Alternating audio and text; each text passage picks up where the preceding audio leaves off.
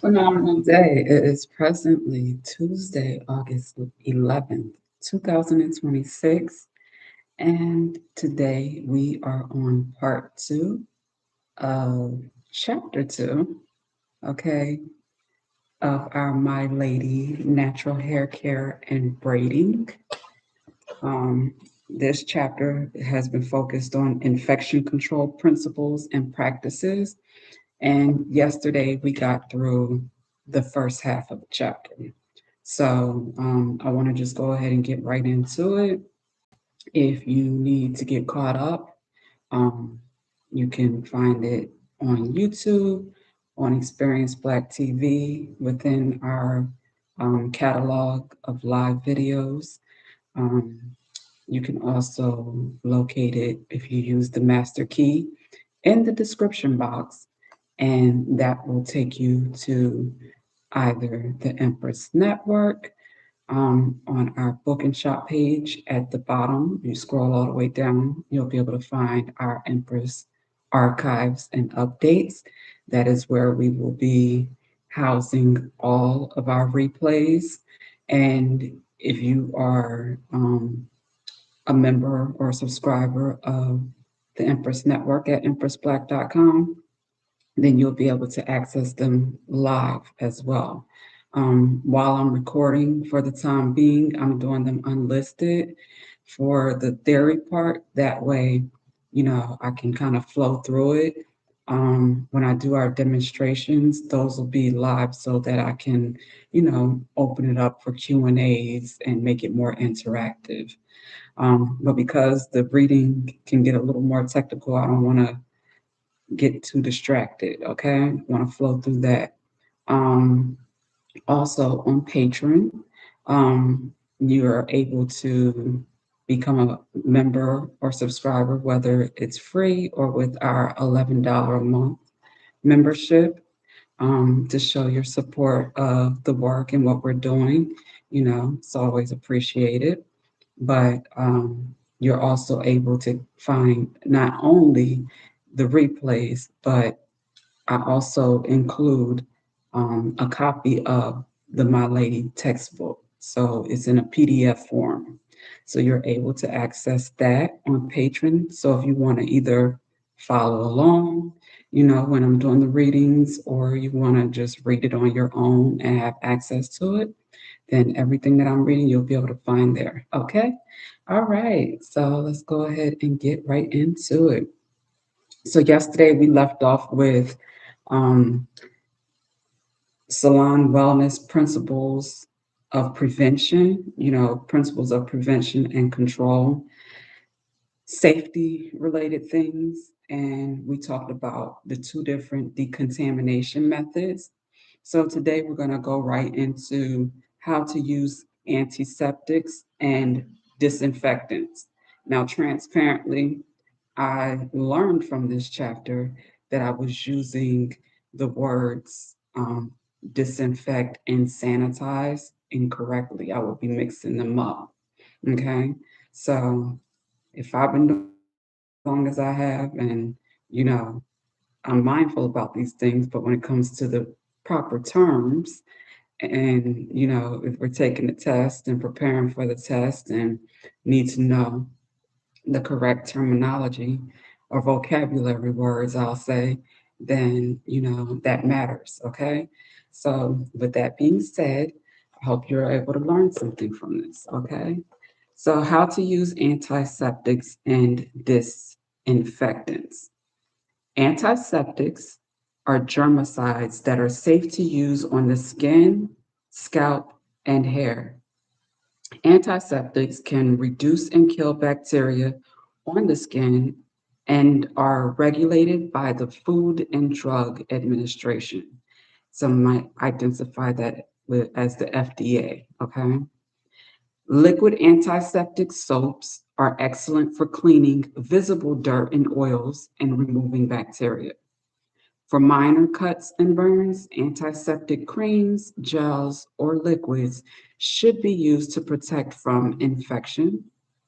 Antiseptics usually contain alcohol or benzoyl chloride. which is not as drying as alcohol. Other types of antiseptics include witch hazel and hydrogen peroxide. When using commercial antiseptic creams or gels, look for the active ingredients. Such creams as the citratrin, I pronounced that wrong, hold on. Such creams as bacitracin or neonyacin can prevent infection and aid the healing process. After applying any ointment or liquids to clean cuts or burns, cover with a bandage. First aid kits are available with various types of antiseptics. Always follow the product label instructions, okay? Natural antiseptics. Every natural hair care salon should have first aid staples on hand. Aloe vera gel and tea tree oil should always be on the shelf. Aloe vera gel can be found bottled or in its most natural plant state. The plant is a native of Africa and the Mediterranean region. It has been used for hundreds of years in those areas. The aloe plant is characterized by its long, tapered, thick green leaves. When the leaves are broken, they exude a light, emulsive sap that can be applied externally to cuts and burns. The gel directly soothes itching and burning once it is applied. It aids in the regeneration of new tissue when scarring and normal pigmentation has been affected. Adding benzoin tincture to aloe vera can make an antiseptic solution that prevents blistering. All right, before we go into tea tree oil, I want to mention, you know, some of the ways that I personally use aloe vera that I love. So I have I don't know if you call it a serum, but it's a combination of witch hazel and aloe vera. And it has like a semi thick, thin, slippery feel to it. But I put a little bit of that on my fingertips after I wash my face in the morning and in the evenings. And then I'll go over it, witch hazel has its benefits and those two together. I love how, like, if I get like a pimple or something on my face, that time of the month type of thing, it actually helps with the recovery process. It helps, minimize it quicker. And it also helps with regenerating, the new skin to if I picked it or messed around with it and it caused like hyperpigmentation or a dark spot, it helps actually speed up that lightening process. So, ladies or anybody, who has any of those challenges, that's one of the ways you can use that. But I love also how it minimizes my pores and it also helps me to make sure that I got all the makeup off my face after I wash my face at night too. So kind of like an astringent, okay, with the witch hazel component. So the witch hazel is more like toning, and then the aloe is more soothing, okay?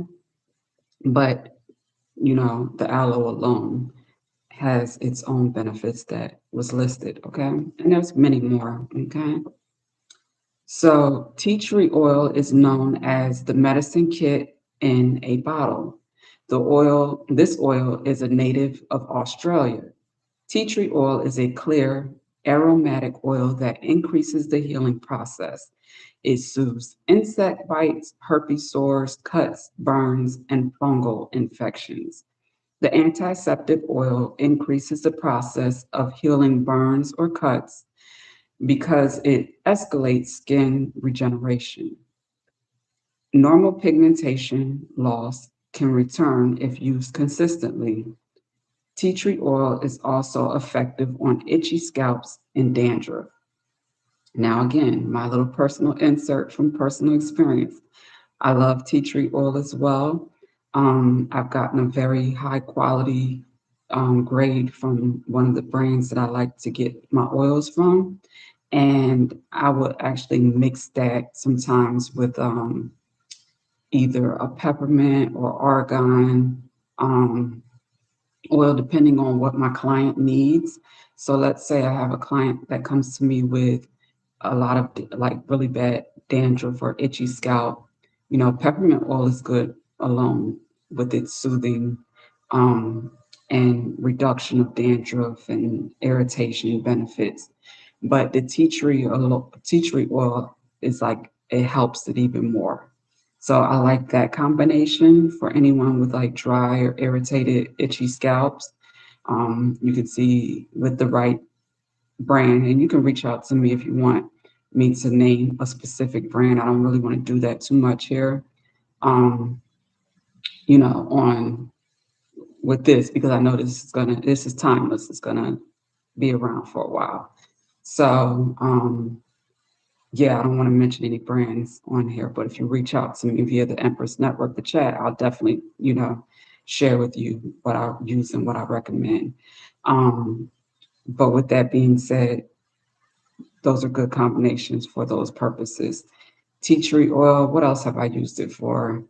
Um, I think that's mainly it. I haven't had any personal issues, but the normal pigmentation loss can return if used consistently. That's something newer to me from reading this, of course. And I'm curious, like, to try it for that reason one day to see how that works out. Okay, so the natural stylist should have ethyl, which is ETHYL, grain, and isopropyl alcohol available for use in the salon. Although they are not specifically designed to disinfect professional tools, the EPA recognizes these alcohols as adequate disinfectants that will stop the spread of bacteria. However, the use of alcohols has some disadvantages. They are extremely flammable, evaporate quickly, and are slow acting, less effective disinfectants. Alcohols corrode tools and make sharp edges become dull. The vapor formed upon evaporation can cause headaches and nausea in high concentrations or after prolonged exposure. Alcohols work more effectively as antiseptics. When considering any antiseptic for use in the salon, check and abide by all state and federal regulations for its use. All right, so choosing and using disinfectants. Every stylist in the salon must read, understand, and follow the manufacturer's instructions when using disinfectants. Not all disinfectants are made alike, and some can be used directly from the bottle.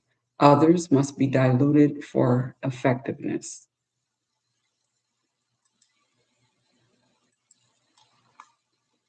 Okay. If the word concentrate is on the label, then you need to know the mixing ratio to dilute the detergent. Many disinfectants are already mixed and require no mixing or diluting. All EPA registered disinfectants will specify how long the non porous surface or tool must stay in contact with the disinfectant in order for the solution to be most effective. This contact time will vary from product to product and must be followed. Disinfectants provide efficacy claims on every label. Efficacy efficacy claims state the ability of the product to provide the effect displayed on its label. In other words, to be effective according to the label instructions. Natural hair care is a specialty service. It is important to select the appropriate disinfectants suited for this specialty. The following items will help you decide which disinfectants best suit your salon. The product must be EPA approved. The product must be environmentally friendly or safe to be disposed of without upsetting the ecological balance in the community. The disinfectant must be non toxic without fumes. The product must maintain its effectiveness while in storage. The disinfectant should be cost effective. The product must be non corrosive to the plumbing system. The product have several retail and manufacturing sources available for reorders. The product must maintain efficacy in the presence of bioburden, which is the number of viable organisms in or on an object or surface, or the organic material on the surface of an object before decontamination or sterilization. The product should not require frequent changing, at least a week or more, not daily. The product must be inexpensive. The product must include strips for checking effectiveness. Salons pose a lower infection risk when compared to hospitals. For this reason, hospitals must meet much stricter infection control standards. They often use disinfectants that are too dangerous for the salon environment, even though salons pose a lower risk of spreading certain types of infections. It is still very important to clean and then disinfect all tools, implements, surfaces, and equipment correctly.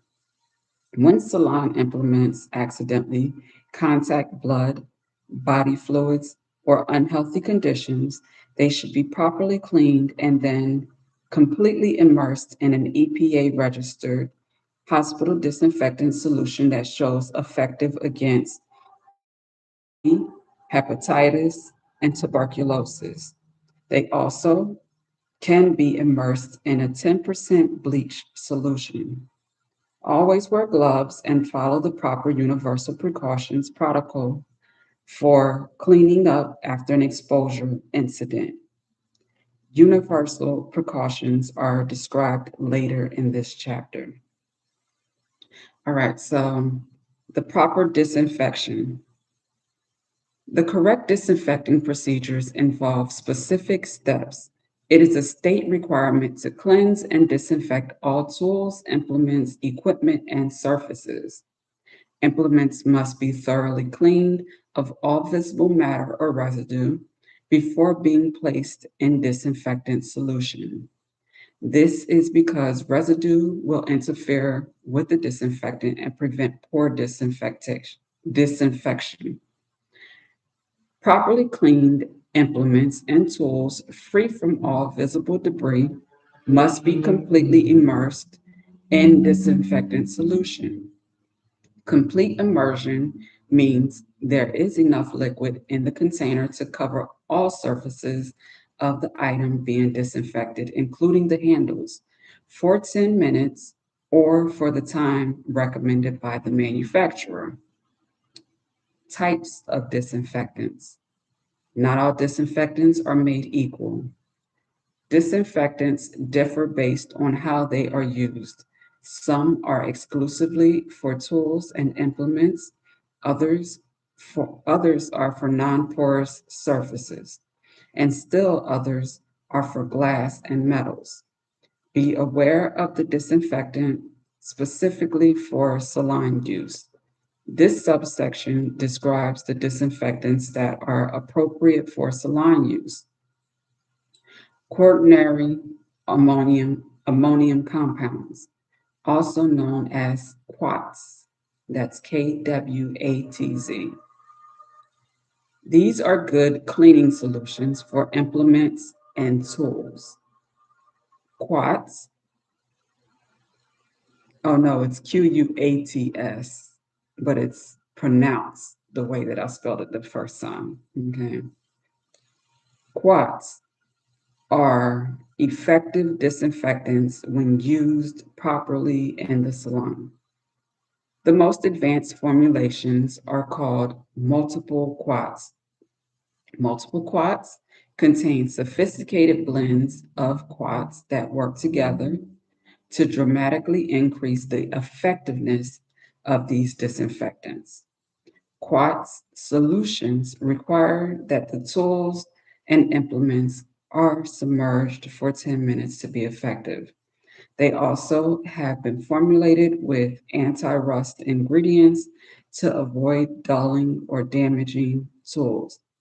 Remove tools from the solution after the specified period and then rinse if required. Dry and store them in a clean, covered container.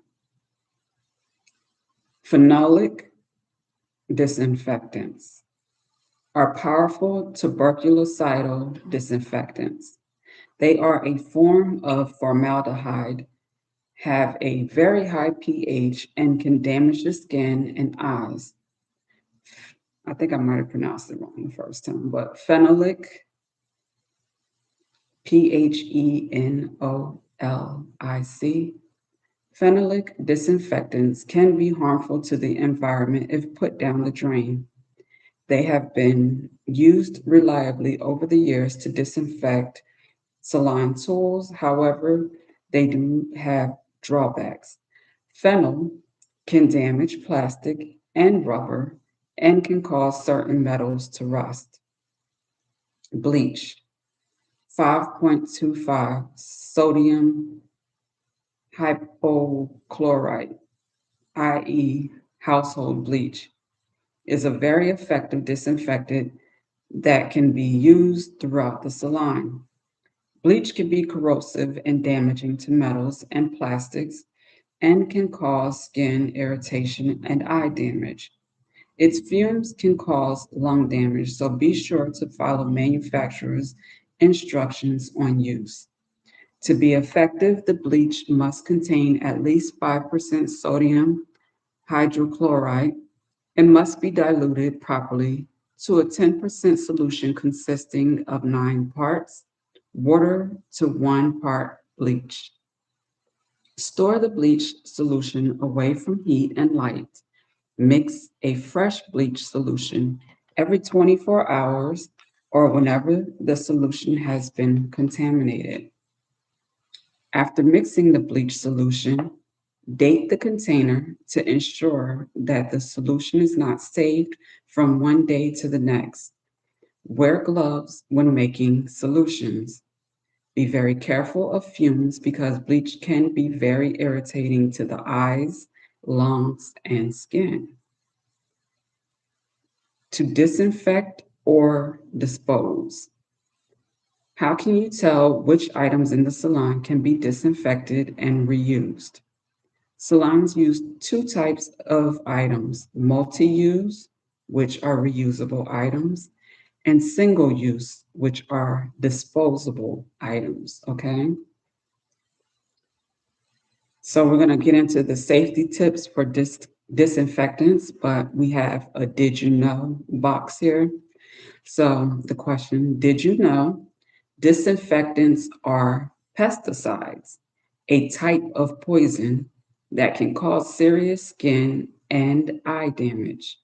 Some disinfectants appear clear, while others, especially phenolic disinfectants, are a little cloudy. Always use caution when handling disinfectants and follow the safety tips for those disinfectants. Okay.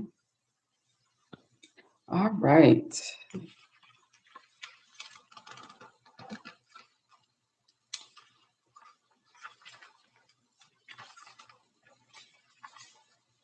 Got 6 more pages left. Okay. All right. So, safety tips for disinfectants.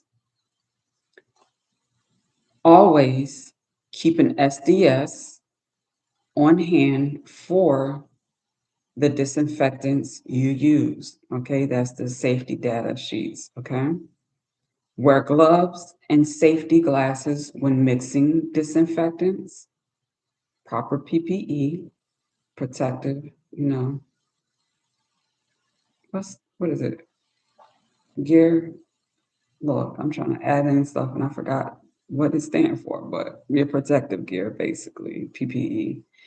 Um, Avoid skin and eye contact. Add disinfectant to water when diluting rather than adding water to a disinfectant. Okay, so there's an order for a reason. And this is to prevent foaming, which can result in an incorrect mixing ratio. Use tongs, gloves, or a draining basket to remove implements from disinfectants. Keep disinfectants out of reach of children. Carefully measure and use disinfectant products according to label instructions. Follow the manufacturer's instructions for mixing, using, and disposing of disinfectants, and carefully follow the manufacturer's directions for when to replace the disinfectant solution to ensure the healthiest condition for you and your client. Replace the disinfectant solution every day, more often if the solution becomes soiled or contaminated. Okay. Never, okay, and we got safety tips. Those we just listed was always, these are never, okay? Never let quats, phenols, bleach, or any other disinfectant contact with your skin. If you do get disinfectants on your skin, immediately wash the area with liquid soap and warm water, then rinse the area and dry it thoroughly. And also we have never place any never place any disinfectant or other product in an unmarked container. All containers should be labeled. Jars or containers should, excuse me, jars or containers used to disinfect implements are often incorrectly called wet sanitizers. The purpose of disinfectant containers is to disinfect, not to clean. Disinfectant containers must be covered, but not airtight. Remember to clean the container every day and to wear gloves when you do. Always follow the manufacturer's label instructions for disinfecting products. Okay. All right. So back to our multi-use and single use. Okay. Multi-use, also known as reusable items, can be cleaned, disinfected, and used on more than one person, even if the item is accidentally exposed to blood or body fluid. These items must have a hard, non-porous surface, and multi-use items include shears, combs, and rollers. Single use, also known as disposable. These items cannot be used more than once. These items can not be properly cleaned so that all visible residue are removed, or they are damaged or contaminated by cleaning and disinfected. Single-use items include tissue, paper towels, and neck strips. Single-use items must be thrown out after each use. Porous. Items are made or constructed of a material that has pores or openings. These items are absorbent. Some porous items can be safely cleaned, disinfected, and used again. Example of porous items are tiles, towels, and linens. If a porous item contacts broken skin, blood, or body fluid, it must be discarded immediately. Do not try to disinfect the item. If you are not sure whether an item can be safely cleaned, disinfected, and used again, throw it out. All right. Keeping a logbook. Salons should always follow manufacturers' recommended schedules for cleaning and disinfecting tools and implements. Regular service visits for equipment and replacing parts when needed. Although your state may not require you to keep a logbook of all equipment usage, cleaning, disinfecting, testing, and maintenance, it may be advisable to keep one. Showing your logbook to clients provides them with peace of mind and confidence in your ability to protect them from infection and disease. Disinfecting non electrical tools and implements. State rules require that all multi use tools and implements must be cleaned and disinfected before and after every service, even when they are used on the same person. Mix all disinfectants according to the manufacturer's directions, and always add the disinfectants to the water, not the water to the disinfectant. Disinfecting electric tools and equipment. Hair clippers and other types of electrical equipment have contact points that cannot be immersed in liquid. These devices should be cleaned and disinfected using an EPA registered disinfectant design for use on them. Follow the procedures recommended by the disinfectant manufacturer for preparing the solutions and follow the item's manufacturer directions for cleaning and disinfecting the surface. The device, disinfecting the device. Okay.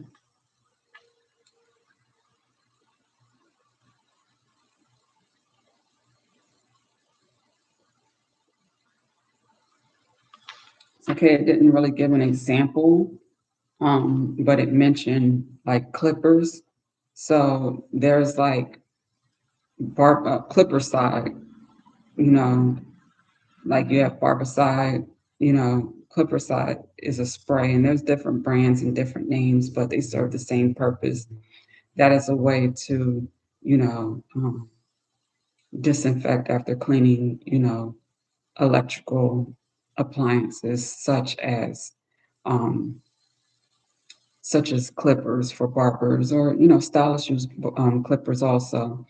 And for items that, if you were to submerge in water, that could cause rust, like those metal hair clips, for example. You can also use, those types of sprays for those types of products as well.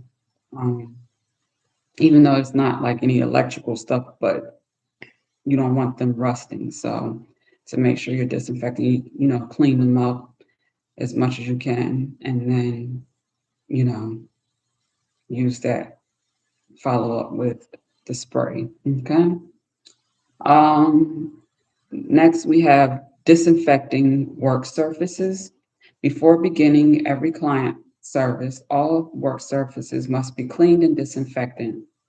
Be sure to clean and disinfect tables, styling stations, shampoo sinks, chairs, armrests, and any other surface that a customer's skin may have touched. Clean doorknobs and handles daily to minimize the transfer of germs to your hands. Okay.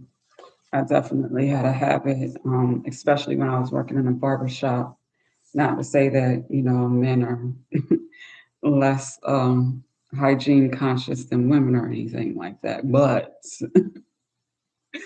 I would, open and try to close the door with a clean towel after, I wash my hands, and intentionally do a little extra, you know, um, clean off the knob,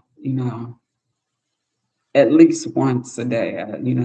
Sometimes it would be more, depending on how busy things are, but it was like a conscious habit where I would do that because, and also the sink, the handles and stuff like that, things that, people are touching, in the bathroom space, because Everyone doesn't necessarily practice the same level of hygiene um, in the simplest ways, even with washing your hands.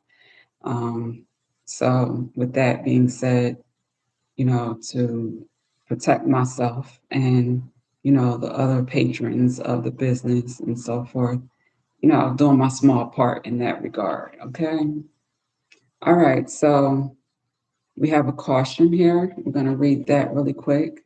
Um, Caution to use cleansing agents in the most effective way. Read the labels first. Read all instructions carefully before handling disinfectants.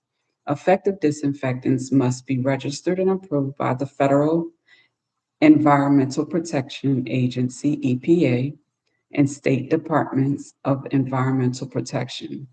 Disinfectants used for tool reprocessing must have an EPA designation as a disinfectant or germicide.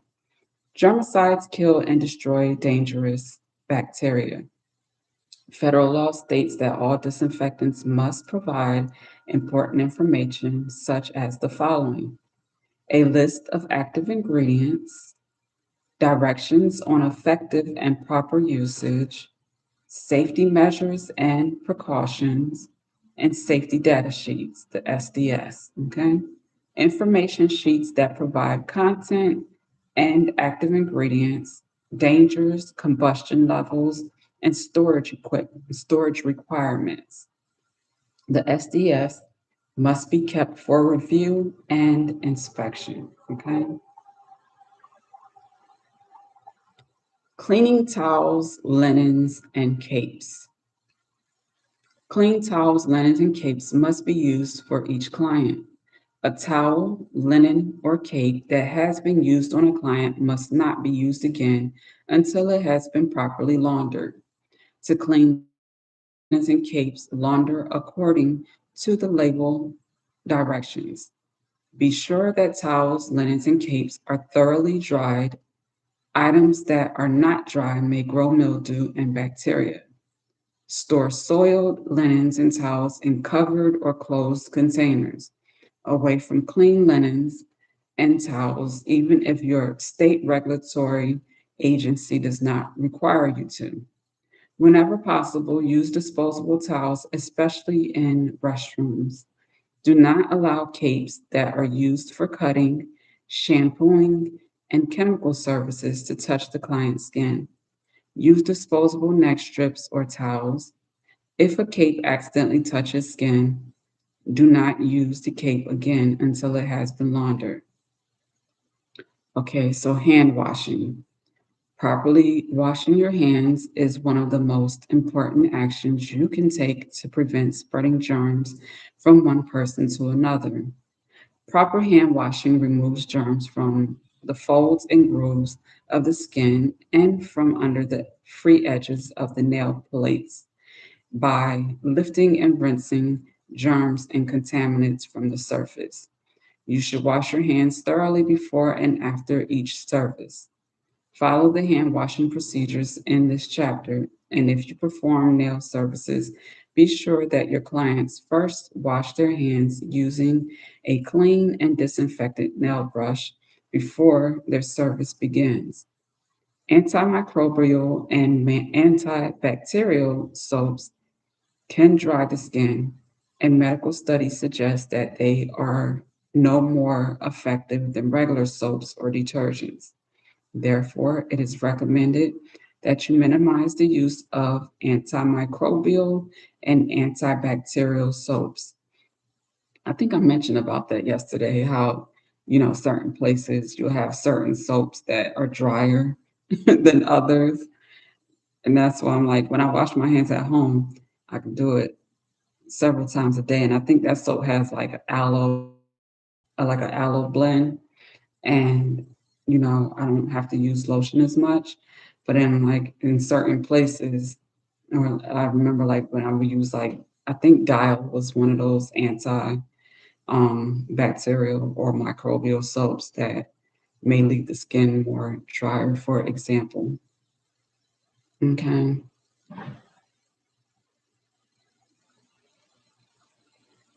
Antimicrobial and antibacterial soaps can dry the skin. I already read that, didn't I? And yeah, I read that. Okay. Avoid using very hot water to wash your hands because this is another practice that can damage the skin. Remember, you must wash your hands thoroughly before and after each service. So do all you can, excuse me. You must wash your hands thoroughly before and after each service. So do all you can to reduce any irritation that may occur. I think that might have been like a error because I couldn't read straight through that. Okay. But anyway, basically wash your hands. Um, there's I don't know if you're familiar with Gracie's Corner. So Gracie's Corner had a episode on washing your hands.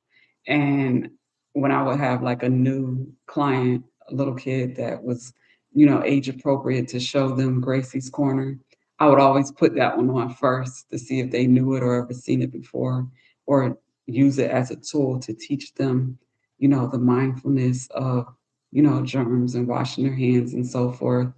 Because, the younger you are and you get these types of important, habits down packed, the better from my perspective. Okay. So I love that as a tool, a teaching tool, for children, for such an important thing that you're going to hopefully do all your life, wash your hands. Okay. All right. So we have another did you know section. Okay. Did you know salons have many tools and surfaces that require disinfection? Commonly used tools that require disinfection are combs, brushes, scissors, and razors. Okay. Then, when we look at surfaces to consider, cleansing and disinfecting, these are tops of tables or counters, telephone receivers, doorknobs, cabinet handles, mirrors, and cash registers. And then we also have the other tools to remember to clean include mixing utensils, pens, clips and curlers, hair dryers, chairs, fans, and humidifiers. So I was like, I know some people was like, oh, she's so extra, but I'm really not. I just, prioritize and value my health and well-being. And if I can avoid, picking up people's germs that are gonna have me under the weather or feeling unwell, I would prefer that. So, I'm not really like using the phone so much when I'm working, um, well, especially when I'm with a client. Because I don't like to be getting stuff on my phone. When I'm in the bathroom, I don't like to be using my phone and stuff, bathroom and stuff like that. Um, when I'm working and everything, I like to keep it, clean it, you know, daily, um, with like some alcohol or something like that, or some sort of Clorox wipes. But when somebody would bring me like the actual shop phone that everybody uses and touches, I'd be like, "Yeah, can you give me my contact information?" Like, oh goodness, I just did not like putting that phone up to my face. Like even when I would like wipe it on my apron or whatever before I put it up, like that was enough. And I didn't always like putting the phone on speakerphone, especially if I had a client. Um, but with that being said, like, yeah, I'm worried about stuff like that. Don't judge my life. Okay, so universal precautions are the guidelines issued by the Centers of Disease Control and Prevention, which is the CDC and OSHA. Okay.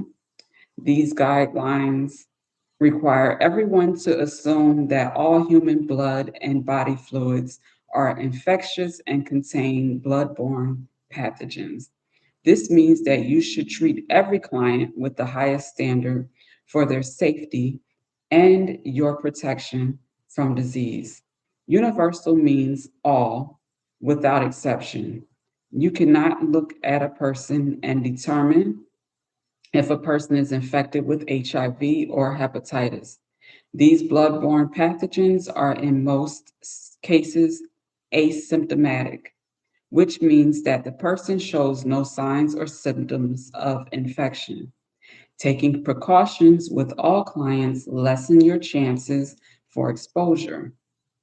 Always dispose of razors and blades in the disposal box, especially if they have been in contact with blood from shaving or razor cuts. Okay, so an exposure incident, which is contact with blood or body fluid. You should never perform a service on any client who comes into the salon with an open wound or an abrasion. Sometimes accidents happen while a service is being performed in the salon. However, an exposure incident is contact with non intact broken skin, blood, body fluid, or other potentially infectious material resulting from the performance of an employee's duties.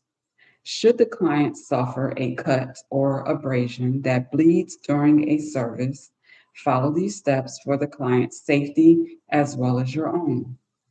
Number one, stop the service. Number two, put on gloves to protect yourself from contact with the client's blood. Three, stop the bleeding by applying pressure to the area with a clean cotton ball or piece of gauze. Number four, when bleeding has stopped, clean the injured area with an antiseptic wipe. Every salon must have a first aid kit. Number five, bandage the cut with an adhesive bandage. Number six, clean and disinfect your workstation or styling station by using an EPA registered disinfectant designed for cleaning blood and body fluids. Number seven, discard all single use contaminated objects such as wipes or cotton balls by double bagging.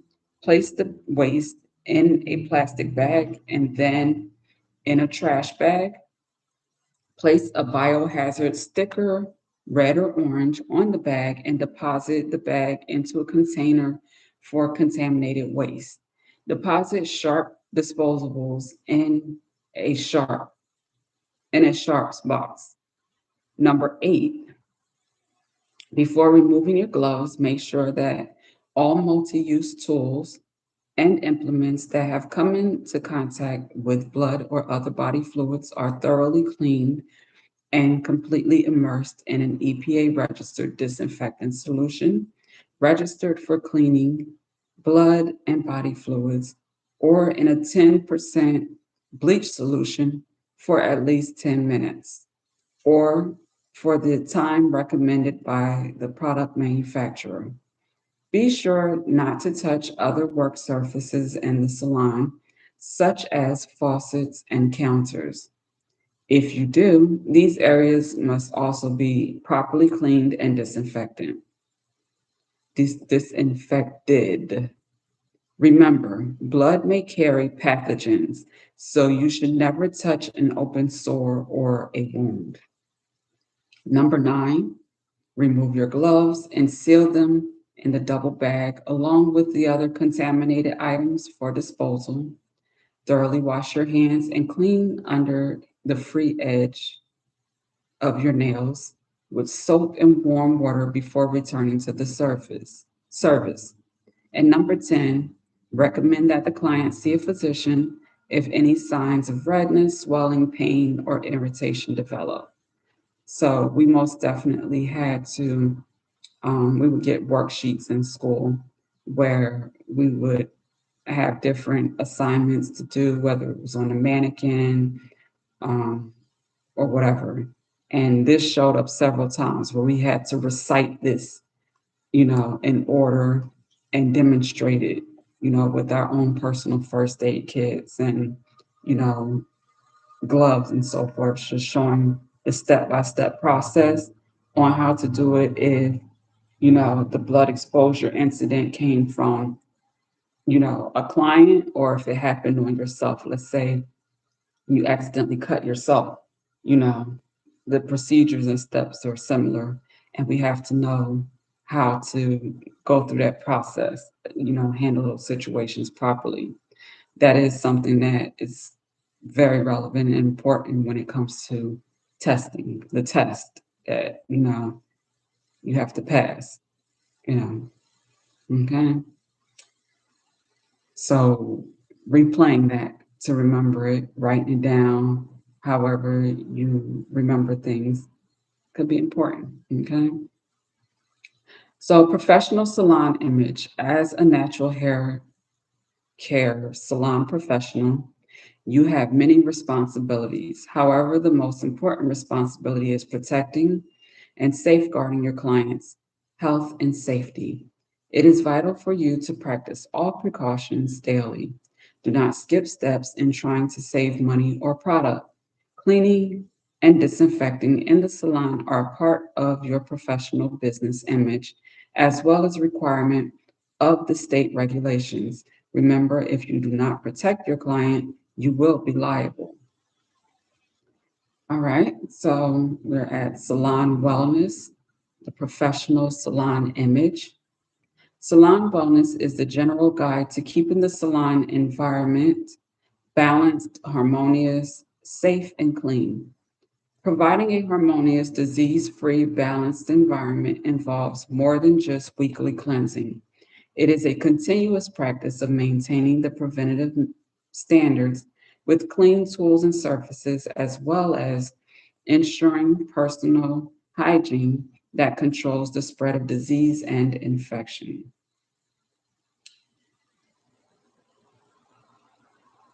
I was looking at the image and debating if it was necessary for me to show it. Okay, so be sure that your salon routinely follows these guidelines for cleaning and disinfecting. Keep floors and workstations dust free. Sweep hair off the floor after every client.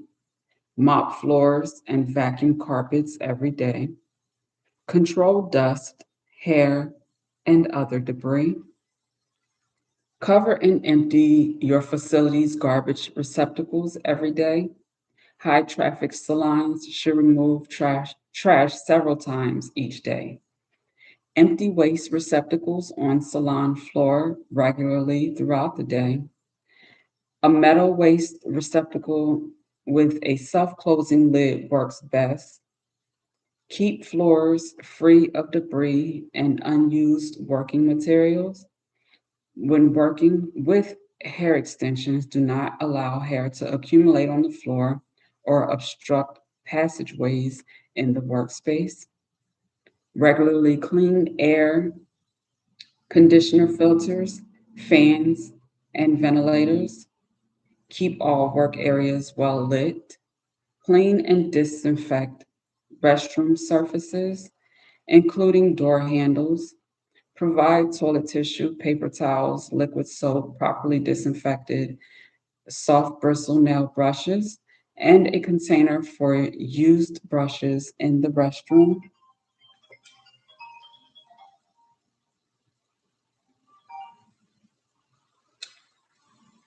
Do not allow the salon to be used for cooking or living purposes. Clean and disinfect all work surfaces after every client. Make sure all containers are properly marked and properly stored. Never place any tools or implements in your mouth or pockets. Properly clean and disinfect all multi use tools before reusing them. Store clean and disinfected tools in a clean, covered container. Clean drawers may be used for storage if only clean items are stored in the drawers.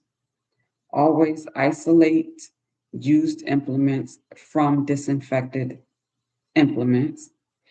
Have clean disposable paper towels for each client. Always properly wash your hands before and after each service. Use clean linens and disposable towels on clients. Keep soiled linens separate from clean linens. Use single-use neck strips or clean towels to avoid skin contact with a shampoo capes and cutting or chemical protection gowns. If a cape touched the client's skin, do not reuse that cape until it is properly laundered. That is arcing. Oh Lord, like I had to put my fruit up. Okay. Um, sorry. I don't know if it's showing up in the camera. Okay.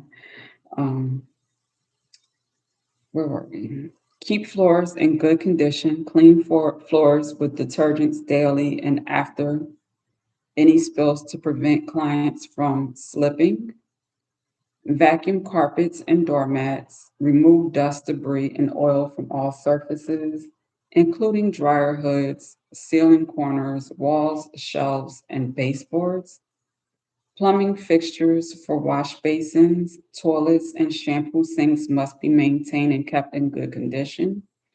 These plumbing fixtures are also inspected for compliance with state and local codes.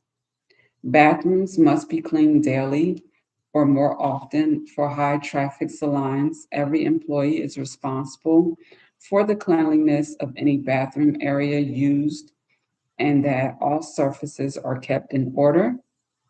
Bathrooms should always be equipped with an ample supply of paper towels, toilet tissue, and a pump type antiseptic liquid soap. Avoid bar soaps in the salon. Bathroom handles should be regularly wiped or sprayed with a disinfectant.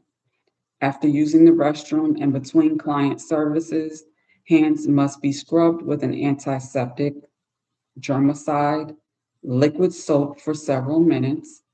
Waterless hand sanitizers contain antiseptics. Sinks and neck rests must be cleaned after every service with disinfectant wipes or disinfectant spray. All sinks should have hot and cold running water and drain properly. Never eat or drink while you service a client. Take a break between braiding sessions for relaxing and eating. Cooking is prohibited in a working salon. Keep refrigerated foods separate from salon products. Some natural oils and herbal solutions should be kept in a cool place, however, never store them with food. Natural stylists must wear clean iron clothing without tears and holes or uniforms and smocks to protect from dirt and hair clippings. Stylists must wear shoes. Shoes should have the appropriate support for services that require stylists to stand for long periods. Always give each client clean, freshly laundered towels. Never share combs, brushes, clips, and disposable caps between clients. Do not use tools or implements that fall on the floor that must be cleaned and disinfected with an environmental protected agency EPA grade disinfecting solution. Clients' capes or coverings must never come in contact with bare skin. Use a towel or paper neck strip when draping a client. Pets are prohibited in the salon, except those animals that assist the visually impaired or physically challenged. Do not allow young children to run in the salon. They should be supervised by a parent or guardian to prevent injury. Now, that is an interesting one because I have never worked in a salon where the children find it to be a playground, and an opportunity to, see if they're going to be the next track star or runner back or something. But okay, continue. um, Open flames, gas burners, or lit candles are prohibited. When finishing the end of any synthetic braid extension, be sure to comply with your state rules and regulations regarding open flame finish. Avoid cross infection by not touching your face, hair, mouth, eyes, or arms when you service a client. Wear plastic gloves whenever possible. Gloves will protect the stylist's hands from dirt and debris when removing braids or weaves. Never reuse synthetic or human hair worn by another person. Wash hands with an antibacterial soap before and after every service. Liquid hand sanitizer or wipes should be available at every station for use by staff and clients. Make sure that both the back of hands and nails are thoroughly scrubbed. Never touch a client or coworker who has an open sore or cut. If you are cut, stop work immediately and follow the proper procedure for a blood spill, and keep the salon well lit and ventilated. Your professional responsibility. As a salon professional, you have many responsibilities, but none is more important than protecting your client's health and safety. Never take shortcuts for cleaning and disinfecting. You cannot afford to skip steps or save money when it comes to safety. It is your professional and legal responsibility to follow state and federal laws and rules. Keep your license current and notify the licensing agency before you remove or change your name. And check your state's website weekly for any changes or updates to rules and regulations. All right, so I noticed the thing that at the end of each chapter, it has a myth, okay? So the myth here for the end of chapter 2, infection control principles and practices. Afro hair doesn't grow long, okay? The truth is that all hair grows regardless of the hair type. People's hair can grow on the average of 0.25 inches to zero point 0.5 inches, which is zero point 0.6 centimeters to 1.3 centimeters per month. Okay, so a quarter to a half an inch a month. Hair may appear not to grow because it continually breaks from the lack of moisture, lack of natural oils, regular trims to remove brittle split ends, regular conditioning treatments, and a proper styling regimen. The key to all healthy textured hair is performing a regular conditioning treatment with moisture, protein, and essential oils that will create a complementary environment for the hair to flourish. And that's a fact. I've been teaching clients that for some years now. Okay. All right. All right. So we have a procedure here on proper hand washing. Okay. Hand washing is one of the most important procedures in your infection control efforts. Every state requires hands to be washed before performing any service. Number one, turn on the warm water, wet your hands, and then pump soap from a pump container into the palm of your hands. Rub your hands together all over and vigorously until a lather forms. Continue for a minimum of 20 seconds. Number two, choose a clean, disinfected nail brush. Wet the nail brush, pump soap on it, and brush your nails horizontally back and forth under the free edges. Change the direction of the brush to vertical and move the brush up and down along the nail folds of the fingernails. The process for brushing both hands should take about 60 seconds to finish. Rinse hands in running warm water. Number three, use a clean cloth or paper towel according to the salon policies for drying your hands. And number four, after drying your hands, turn off the water with the towel and dispose of the towel. Okay. So our review questions for this chapter, if you want to, take some notes and go back and use the PDF textbook if you don't have your own to, get the answers to these questions if you don't remember them. Okay, number one, we have describe the basic principles and procedures for infection control. Number two, give some examples of state laws and rules regarding infection control. Number three, name the different types of bacteria and their classifications. Number four, how are bloodborne pathogens transmitted? Number five, name the three types of decontamination practices and list their differences. And number six, what are universal precautions? All right, so we did a phenomenal job in completing chapter two within 2 days. So with class tomorrow, I'm undecided what we're going to do. It's going to be a wild card, a surprise, but I'm more than likely going to go live. So I will share that on Patreon, on the Empress Network. Um, within our Empress archives and updates, okay, and on Patreon.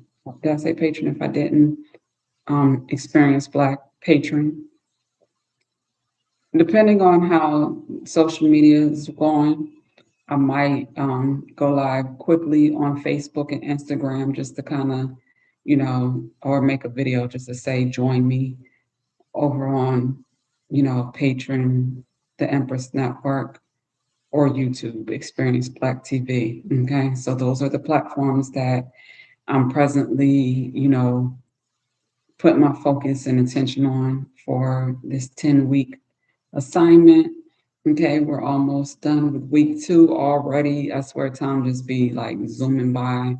But with that being said, um, yeah, I'm looking forward to whatever I come up with to do tomorrow, um, combining chapter one and chapter two be our first official demo. Okay.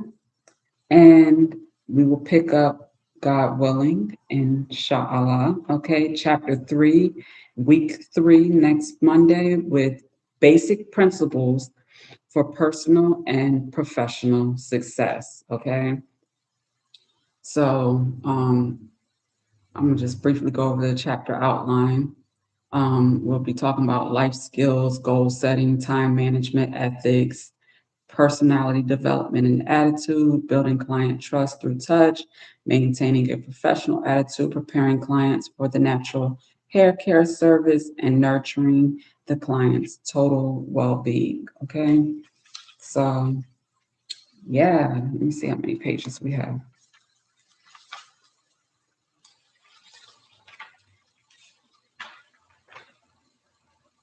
Okay. Another little lengthy, detailed chapter. Not as long as chapter two, though. Okay. So, yeah, we'll probably more than likely be doing some demos next week as well. Okay. All right. Make sure you visit the Empress Network at empressblack.com. Like, share, subscribe, tell a friend and tell a friend to join us. And till next time, peace and love. Oh, let me show you some of our items we have. Okay. This is our Catch Flights Not Feelings Experience Black travel mug, okay, with the plain hair, with the billboard beauty silhouette. So this is, anyone who resonates with our brand, okay. And then we have our confident journey, okay. The universe is within you, bright and beautiful, okay, Empress Black. And I use this presently to write out my monthly bills and expenses with what's due, the date, and the amount. Okay. So yeah, I have other, notebooks all over the place that, I use for taking notes because I do a lot of trainings and Zoom meetings for, my financial services business also. So that one, I was like, okay, well, this will help me to translate my budget plan, which is my spreadsheet, that I have all of my expenses, for 2026, um, you know, that come out of my account every month.